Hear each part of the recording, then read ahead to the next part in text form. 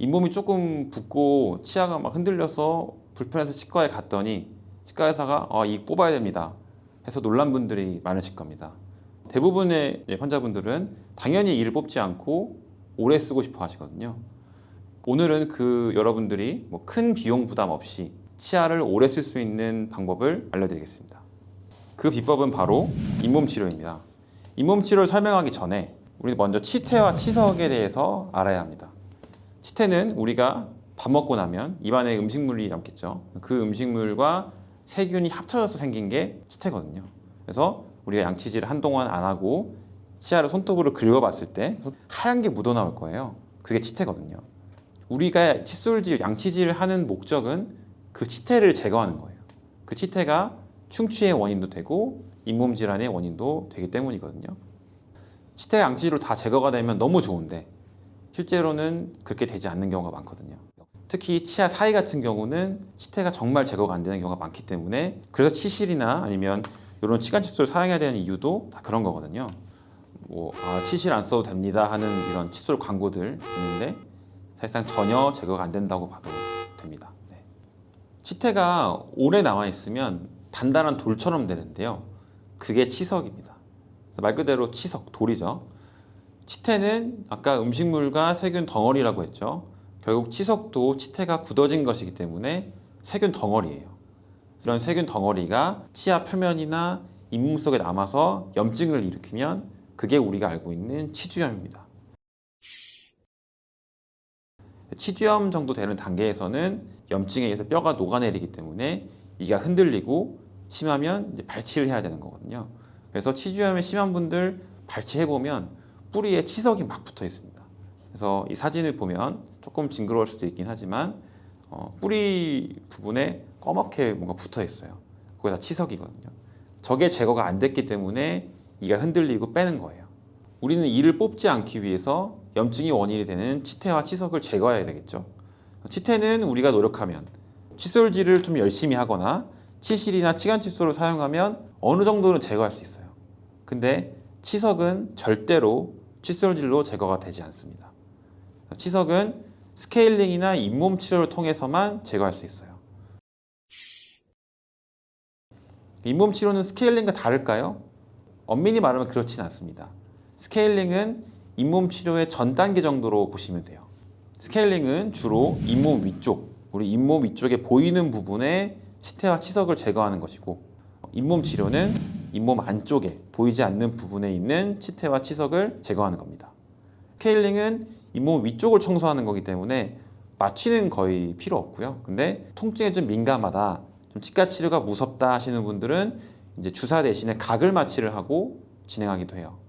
그래서 여기 보시면 제가 이 기구로 하는 부분 보시면 되는데, 그러니까 잇몸을 기점으로 이 위에 눈으로 보이는 치석이나 치태는 스케일링으로 제거하는 거고, 이 잇몸 안쪽에 바람을 불어야 보이는 부분에 치석이 막 들어있거든요.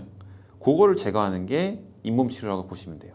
그래서 잇몸 치료는 스케일링하고 잇몸 치료는 제가 저희 가족한테도 매우 추천할 만큼 정말 좋은 치료거든요. 그래서 저는 검진할 때 치석이 좀 있으면 꼭 스케일링을 권유를 드리고 심하면 잇몸 치료도 권유를 드리는 편입니다. 그래서 잇몸 치료 과정을 한번 설명드릴게요. 잇몸 치료할 때는 이 기구를 잇몸 속으로 이런 식으로 잇몸 속으로 기구를 집어넣어야 되거든요. 이거 마취 안 하고 하면 얼마나 아프겠어요.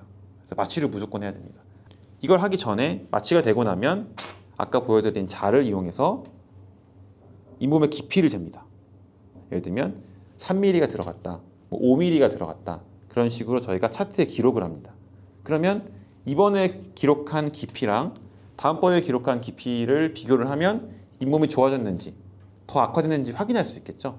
그래서 이거는 실제로 잇몸의 상태가 어떻게 변화하는지 알 수 있는 되게 중요한 지표가 됩니다. 그래서 이런 날카로운 기구를 잇몸 속으로 깊이 집어넣고 안에 있는 치석을 긁어내는 겁니다. 생각보다 단단하게 붙어 있어서 저도 엄청 힘줘서 떼거든요. 시간은 한 번당 한 30분 이내로 걸리는 것 같아요. 한 번에 전체를 다 하진 않고요. 한 번에 전체 다 하려고 그러면 마취 다 해야 되거든요. 다 못 먹잖아요, 그럼. 그래서 한 번에 보통 4분의 1로 나눠서 해요. 4분의 1로 나눠서.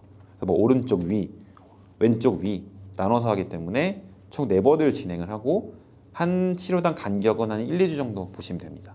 그러면 잇몸 치료는 언제 해야 될까요? 잇몸이 불편할 때 하면 됩니다. 잇몸이 붓거나 양치질을 할 때 피가 나거나 잇몸이 아프거나 그러면 염증이 있는 것이기 때문에 치과에 가셔서 잇몸 치료를 받으시면 됩니다.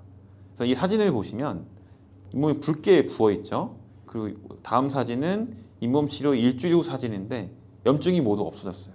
방금 보여드리는 사진처럼 염증이 눈에 보이는 곳에 있고, 예를 들면 이게 앞니에 염증이 있고 불편한 증상이 있으면 오히려 다행이에요. 환자분들 잇몸에 문제가 있다라는 것을 알고 치과에 오니까요. 근데 어금니 쪽은 우리가 입을 이렇게 당겨서 보지 않는 이상 잘 보이지도 않고 또 통증이 없이 염증이 계속 진행되는 경우도 있거든요.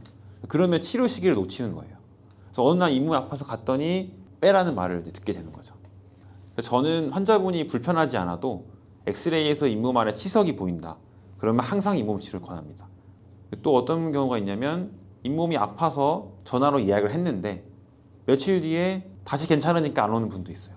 그게 이제 나은 게 아니고 이 잇몸의 염증은 계속 똑같이 아픈 게 아니고 아팠다가 나았다 반복하거든요. 특히 좀 컨디션이 안 좋으면 더 아파지기도 하고 이렇게 변동이 있는데 다 나았지 하고 안 오시는 분들이 있어요. 근데 그러면 그게 더 위험합니다. 왜냐하면 통증만 없을 뿐 치석하고 염증은 계속 있기 때문에 염증은 진행되고 있는 거거든요. 그런 경우에도 치료 시기를 놓쳐가지고 발치하는 분들이 많아요. 신경 같은 경우는 아프면 극심한 통증이 오기 때문에 환자분들이 고민도 안 하고 치과에 옵니다. 근데 치주염은 정말 심해지지 않는 이상 엄청 아픈 게 아니라 그냥 불편하고 욱신거리고 잔잔하게 아픈 경우가 많거든요. 이제 오히려 병만 커지고 발치하는 경우가 생기는 거죠. 그래서 불편한 적이 있다. 그러면 바로 예약을 하고 그때 오셔서 스케일링이나 잇몸 치료를 받는 것이 좋습니다.